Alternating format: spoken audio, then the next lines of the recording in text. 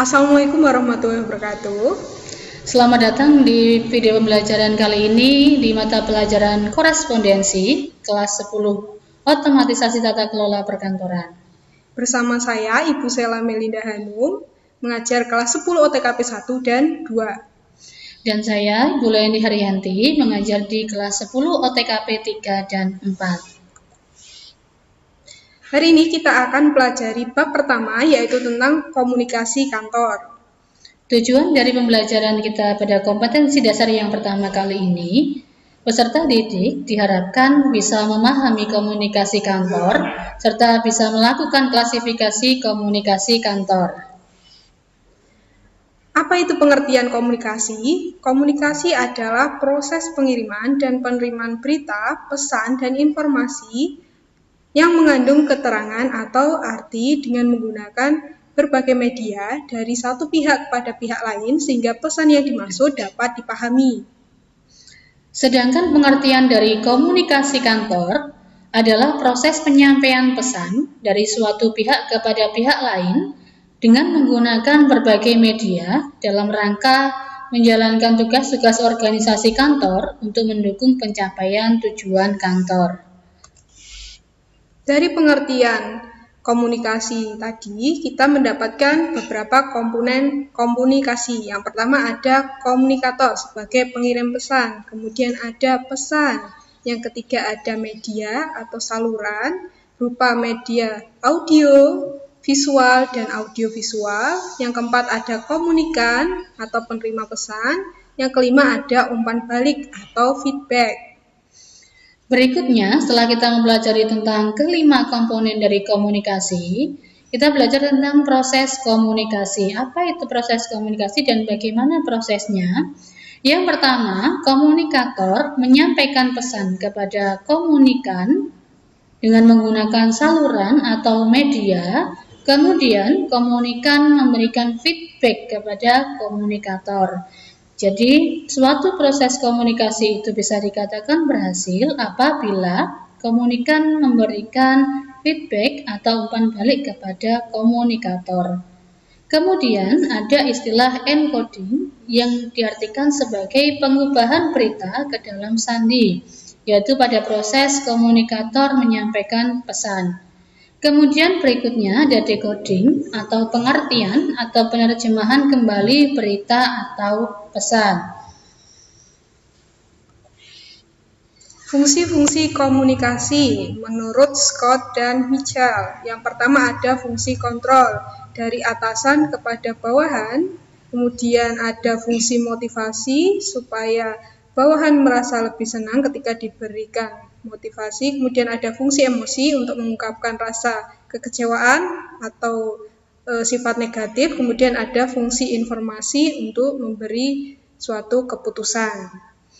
Berikutnya ada bentuk komunikasi secara umum menurut Alfonco. Yang pertama ada komunikasi intrapersonal atau komunikasi yang dilakukan oleh diri sendiri. Jadi dalam komunikasi intrapersonal ini yang terlibat hanya komunikator saja. Kemudian yang kedua ada komunikasi interpersonal, komunikasi yang dilakukan oleh dua orang antara komunikator dan komunikan. Kemudian yang ketiga ada komunikasi kelompok, komunikasi yang dilakukan lebih dari dua orang, ada komunikasi kelompok kecil dan kelompok besar. Kemudian yang keempat ada komunikasi organisasi, komunikasi yang dilakukan di dalam suatu organisasi, di dalam suatu forum secara formal. Kemudian yang kelima ada komunikasi massa, komunikasi yang menggunakan media massa. Komunikasi dalam lingkungan kantor terdapat dua. Yang pertama ada komunikasi internal. Ini terjadi di dalam lingkungan kantor.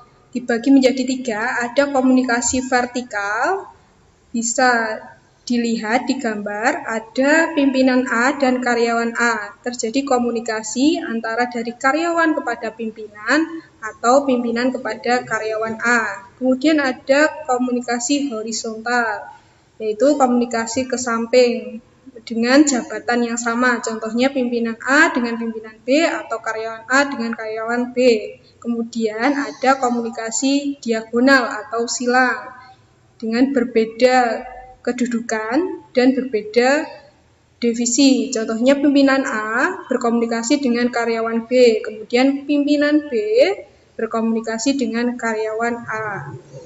Berikutnya yang kedua, ada komunikasi eksternal atau komunikasi yang terjadi di luar lingkungan kantor. Dibagi menjadi dua, ada komunikasi dari organisasi ke masyarakat, kemudian yang kedua ada komunikasi dari masyarakat ke organisasi. Jenis komunikasi. Yang pertama berdasarkan cara penyampaiannya, terdiri dari komunikasi verbal berupa lisan dan tulisan.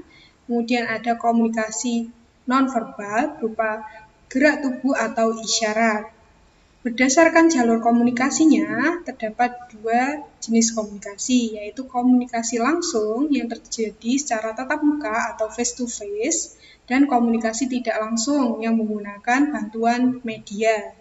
Kemudian, berdasarkan kedinasan, jenis komunikasi dibedakan menjadi tiga. Yang pertama, komunikasi formal, berupa rapat. Kemudian ada komunikasi informal, dan tetap terjadi di dalam perusahaan namun tidak membahas tentang pekerjaan. Contohnya, gosip atau kabar burung. Kemudian ada komunikasi non-formal, yaitu contohnya rapat tentang ulang tahun perusahaan.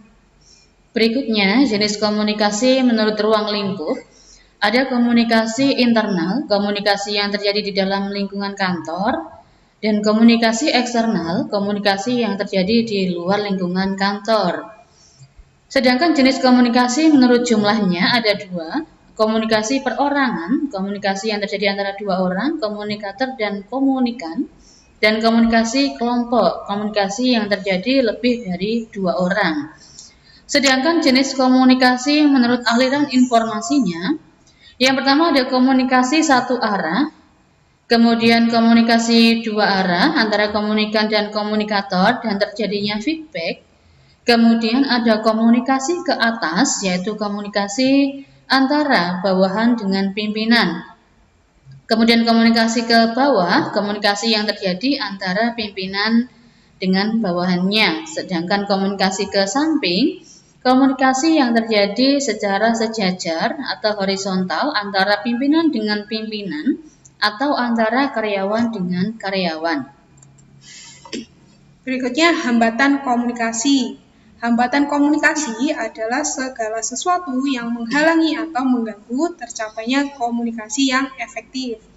Jenis dari hambatan komunikasi ada 7. Yang pertama, hambatan fisik. Hambatan fisik di sini contohnya misalkan komunikator menyampaikan pesan ke komunikan, komunikan sedang mengalami gangguan pendengaran sehingga pesan yang disampaikan komunikator tidak bisa diterima dengan baik oleh komunikan. Yang kedua, ada hambatan kepribadian atau psikologis, misalkan seorang komunikator menyampaikan pesan ke komunikan, dan pada saat itu komunikan sedang mengalami suatu masalah sehingga mengganggu emosionalnya, sehingga pesan yang disampaikan tidak bisa tersampaikan dengan baik. Kemudian yang ketiga ada hambatan usia. Ini ada perbedaan usia, misalkan kita komunikasi dengan seseorang yang usianya lebih muda maupun dengan seseorang yang usianya lebih tua. Kemudian yang keempat ada hambatan budaya. Perbedaan budaya bisa menyebabkan hambatan komunikasi. Kemudian yang kelima ada hambatan bahasa atau semantik. Misalkan seseorang yang berbahasa Jawa berkomunikasi dengan seseorang yang berbahasa misalkan bahasa Aceh atau Sunda dan lain sebagainya. Nah, dengan perbedaan bahasa itu bisa menyebabkan adanya hambatan atau miskomunikasi.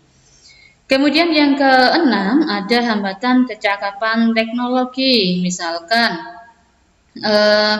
keterbatasan dalam teknologi, adanya keterbatasan sinyal, dan lain sebagainya. Kemudian yang ketujuh ada hambatan lingkungan alam dan kondisi sekitar.